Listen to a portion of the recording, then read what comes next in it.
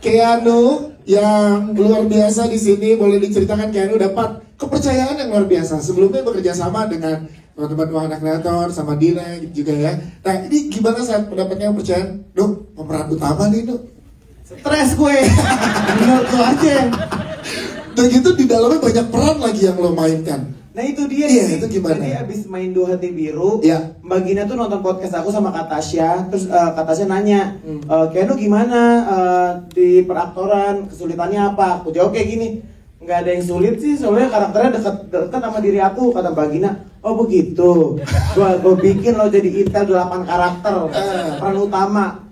Kan gue jadi takut ya sama semua ucapan gue kejadian. Saat menjalaninya gimana Keanu?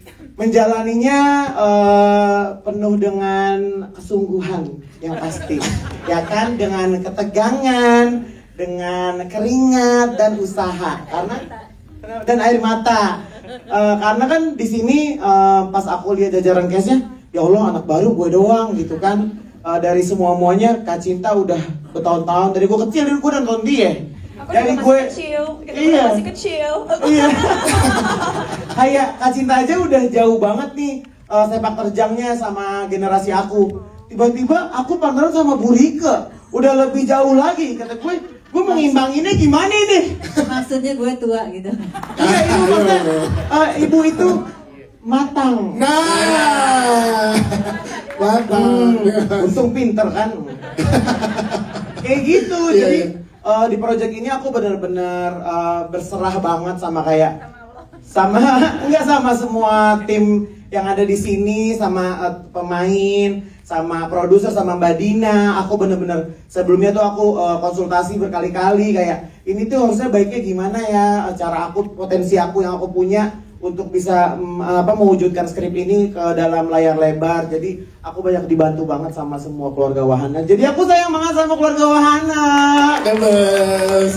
Kan tadi 8 karakter loh, mana yang paling sulit lo risetnya dan juga masuk ke dalam karakter itu loh? Sejujurnya semuanya sulit karena menurut gue maupun ustadz kek, tukang listrik kek, mau jadi apa kek, itu kan maksudnya kayak tukang listrik, tukang bakso, mereka kan biasa aja ngejalanin kehidupan, nggak ada karakteristik. Tukang bakso ngomongnya melengking kan nggak juga, cuman bakso. Jadi gue kayak gini, gimana caranya begitu gue masuk tuh gue bakso gitu. Itu tuh sulit banget. Kayak ustadz, kenapa ustadz itu kalau ngomong dia ustadz? Gue nggak tahu kenapa ciri khasnya buat mainin ustadz itu. Terus aku nontonlah ustadz-ustadz yang ceramah. Akhirnya dapet itu, gue baca doa Bismillahirrahmanirrahim gitu-gitu. Oh, lengkungannya Iya. dapat cekok-cekoknya. Nah, bedanya film ini sama filmku sebelum-sebelumnya. Ya. Filmku sebelum-sebelumnya tuh aku kalau baca skrip aku kayaknya enakan gue gini ini, kayaknya gue gini ini. Nah, karena di sini kayak jadi peran utama, terus kayak Jadi apa dok? Jadi apa? peran utama.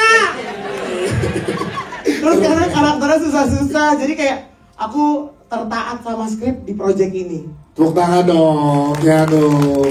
Yes, tapi lo nyangka kasih perjalanan lo dari awalnya influencer, content creator, terus sekarang jadi pemeran utama di sebuah film yang sangat luar biasa. Kanan kiri lo orang-orang hebat semua di industri. Gimana dong lo melihat diri lo?